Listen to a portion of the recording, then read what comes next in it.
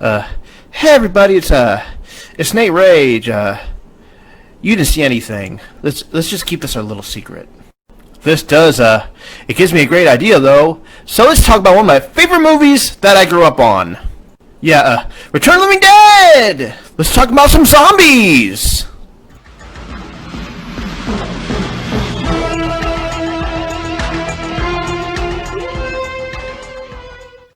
Let's talk about the 80s most important entry into the zombie genre, Return of the Living Dead. And its legacy can be summed up by one singular word.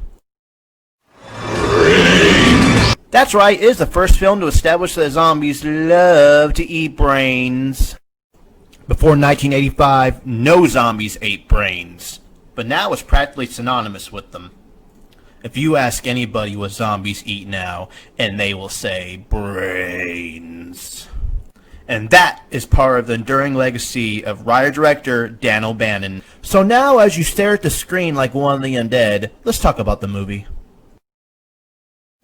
Our story begins in Uneeda Medical Supply, as Bert the owner takes off for the weekend, leaving his most trusted manager Frank to train the new guy Freddy. It's kind of place that hospitals and medical schools buy skeletons and cadavers for surgical medical practices. Also, dogs. Wow. Oh, we got a lot of orders for split dogs. Because on weekends, we're Kentucky's shittiest hot dog vendors. See, look, there's ketchup. Meanwhile, this group of young, upstanding citizens are Scuzz, Tina, Casey, Spider, and Trash, played by the legendary Linnea Quigley.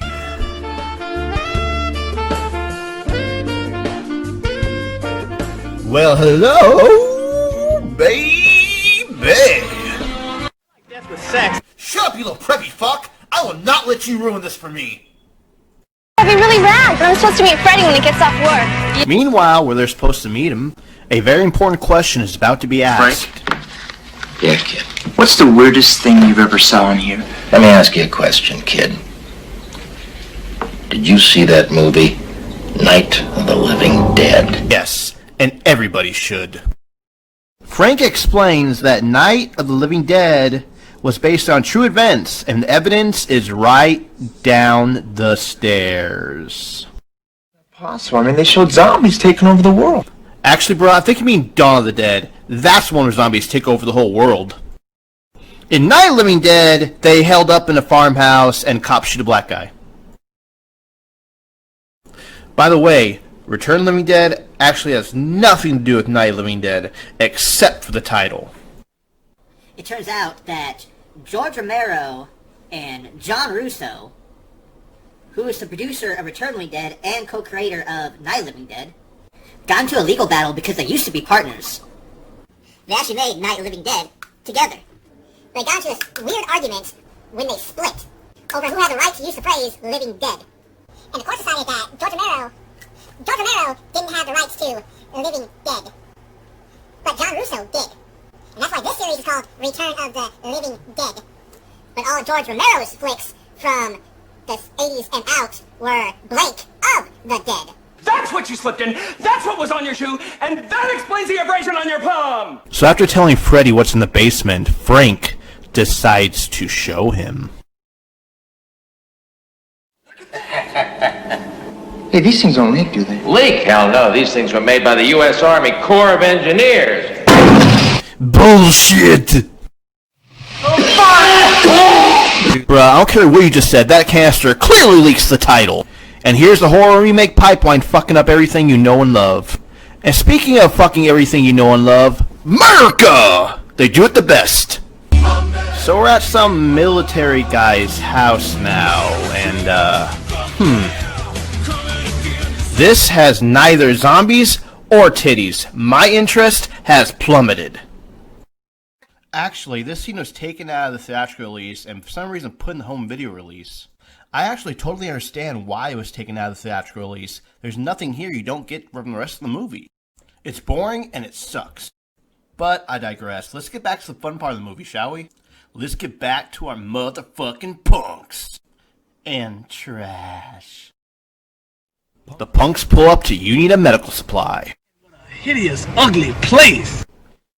And now, boils, ghouls, thems, and theys, it is time to take in and listen to my favorite line of this movie. I like it. It's a statement. I like it. It's a statement. I just love that. I like it. It's What time does Freddy get off? 10 o'clock. I ain't sitting here 2 fucking hours. We could go fool around in there for a while. You mean that cemetery? oh, let's do that. Girl, you are sending mixed signals. Your mouth is saying, meh, but your eyes are saying panty drippings. Meanwhile, Frank and Freddy wake up and shit is coming alive.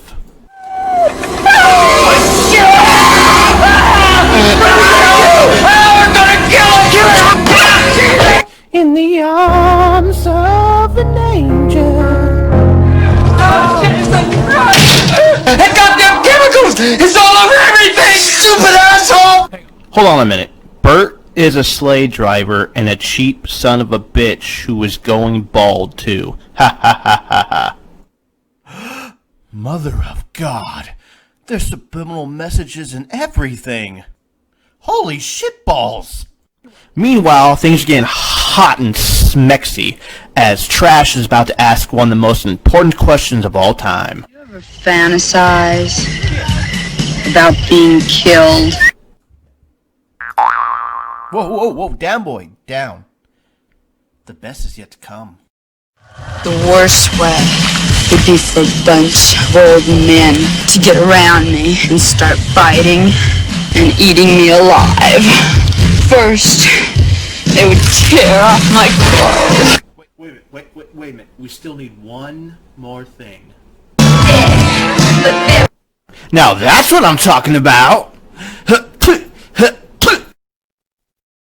Much better. Hey, wait a minute! They took away her vajayjay! What? See? Even the movie's pissed about this. Open it.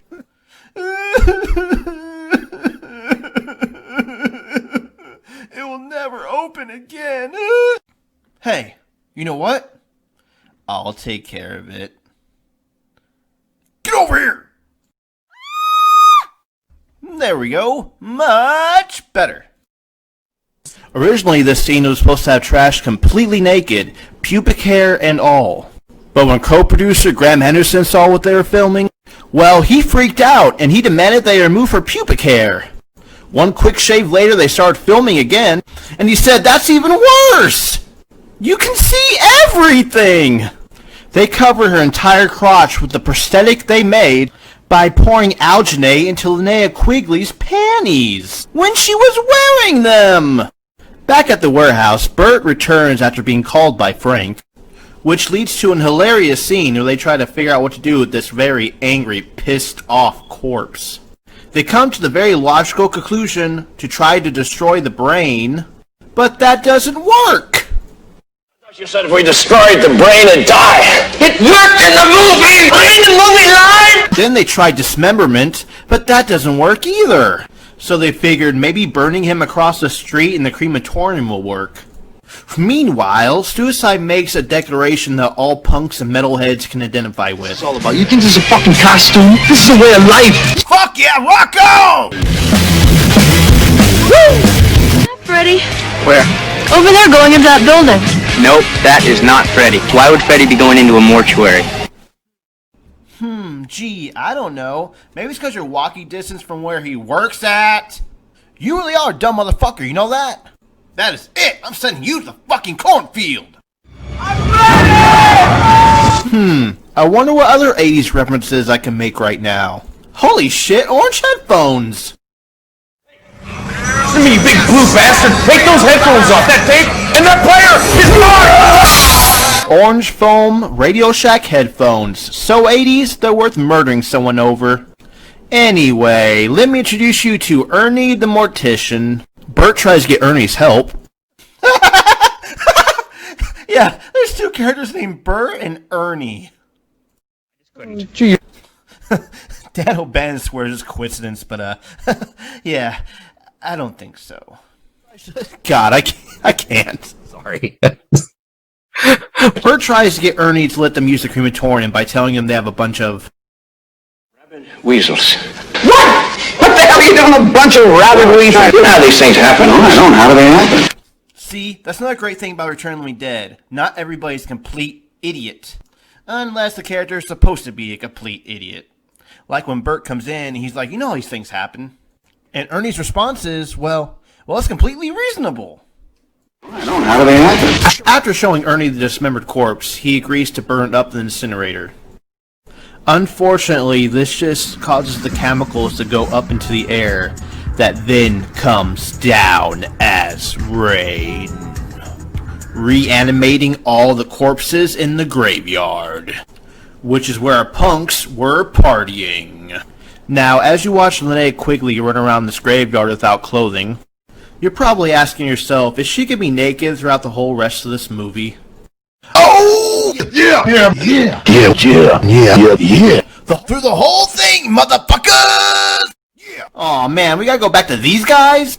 You know what? Fuck this. Let's go look at Linnea Tiddley some more. Okay, so these guys... Psych! We ain't done yet. Look at that. Behold that butt jiggle. I just want to slap it. Back in the crematorium, Freddy and Frank are getting visibly sick from the chemical spill. And to his credit, Bert's not just another asshole boss that would say, walk it off, big guy! You just need some orange juice! He's actually like, oh shit, why didn't you say something? We need to get you to a doctor! Meanwhile, Tina, who split off from the group earlier in a clip I didn't show you, walks right into "You need a medical supply." And here it is, guys, the faithful moment. The very first time this line was ever uttered by a zombie.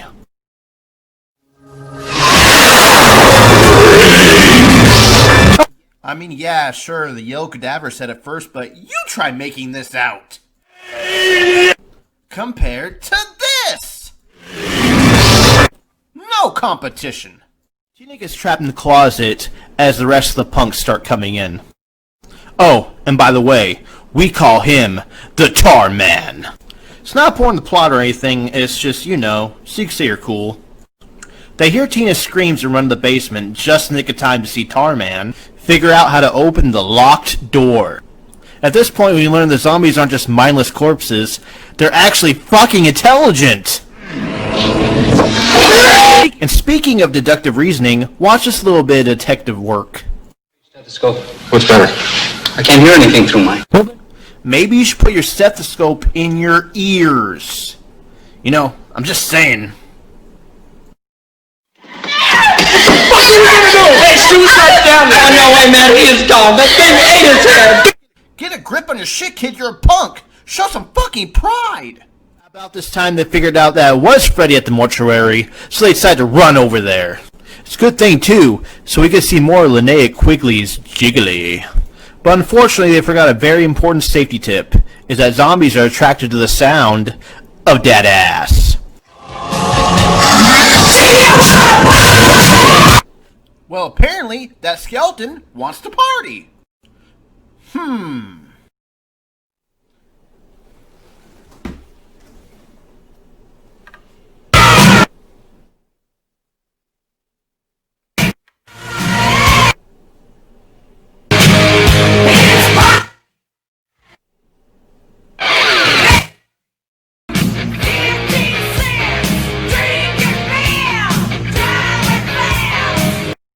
All the deaths in this movie, this one is probably the cruelest.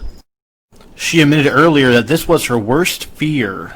And also just a little fantasy that kinda turned her on. Like, a lot. But that arousal is coming from a place of terror. And when it's real, it is not sexy at all. It was just her fantasy, you know? Pretend, her kink. Not for real. For play. Meanwhile, the paramedics make a very important discovery. No pulse, your blood pressure is 0/0. You have no pupillary response, no reflexes, your temperature is 70 degrees. Are you saying we're dead? Well, no shit. What do you think? Whoa, knock at the door. Better pull out the gun. Freeze in your door! I'll shoot you! Are you crazy? Are you on PCP? Why PCP? Better question, why were safety pins such big fashion accessories in the 80s? I guess just one of those inexplicable trends. But there's no excuse for that faux hawk. Oh, yeah!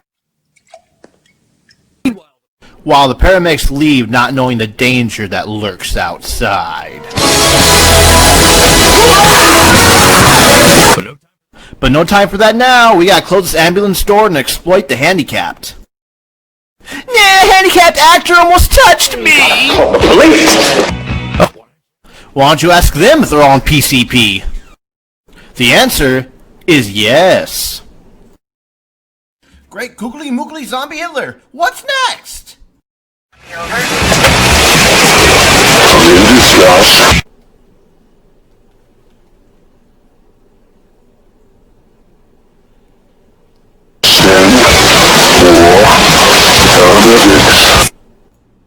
Oh. Meanwhile, they finish boarding up the mortuary. They go and check on all the others. Looks like rigor mortis is setting in. Rigor mortis? What do you mean, rigor mortis? God, you're dead. You're dead, man, and you're gonna turn into one of those things out there! God damn it, Gus! What did I tell you? Yay, more paramedics arrived. Damn, these zombies are everywhere. They run to reinforce the barricade, but one of the zombies gets in, killing Scuzz. But you'll be happy to know that his mohawk went on to live a full life. I heard he's married and has 2 kids now. Ernie, wanting to know what's going on, captures the zombie that killed Scuzz and straps her to the table. Then he asks her, why do they eat brains? And he gets a chilling answer. Pain! What about the pain? The pain of being dead. I can feel myself rot. Eating brains. How does that make you feel? It makes the pain go away. It hurts to be dead. Hey, look, man. Fuck this. Oh, and by the way, zombie titties! And speaking of which, looks like we're not done with Linnea Quigley just yet. Undead chicks are so much hotter than... Meanwhile, everyone noticed it's just a matter of time before Freddy and Frank turn. So they suggest locking them in the chapel. You lock yourselves up! We just want to lock them in other rooms and we can figure out how to get the hell out of here, alright? Tina, that really is a good idea. Why are you acting like you need her permission? Sorry to say, but now it's survive or die. By any means. Not be able to abandon Freddy, Tina insists that they lock her in the chapel with them. This can't possibly go wrong. Spoilers, it goes really wrong. And one thing only that can leave this world safer. What, Freddy? What? Alive. As things go from bad to worse, Ernie breaks his leg, and Bert and Spider decide to take a break from one of the cars. Bert. That favor that you owe me. Watch your ass out there. I just love little character moments like that. What the fuck are we gonna do now? Oh shit, we're driving to Thriller! Hurry up, change it to Smooth Criminal! They crash into the medical supply store and are reunited with Casey and Chuck. Oh, man. That's alright, my car's still out there, so's Frank's. Well, Michael Jackson's on fire again. Back in the mortuary, Ernie and Tina try to get away from Freddy by heading into the attic, and poor Frank, with whatever's left of him, decides to make a very noble sacrifice.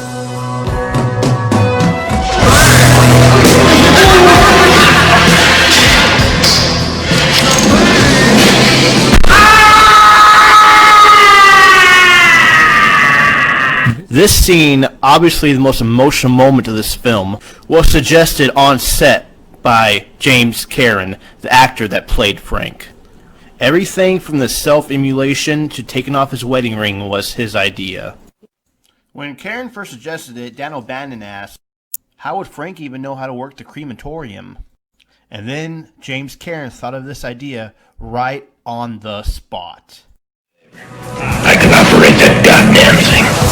You can have the best script ever, but sometimes some lines just aren't written on the page. With the zombies killing everybody that tries to help them, Bert does the only thing he could think to do, and he calls the number that's written on the can, hoping that the army has a plan. And they do.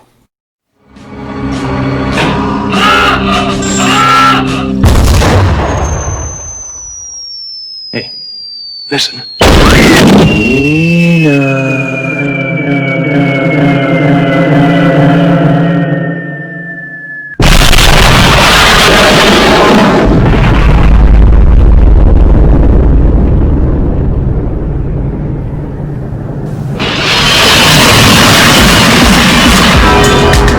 And as the ashes from the town rises into the sky, the whole thing starts all over again.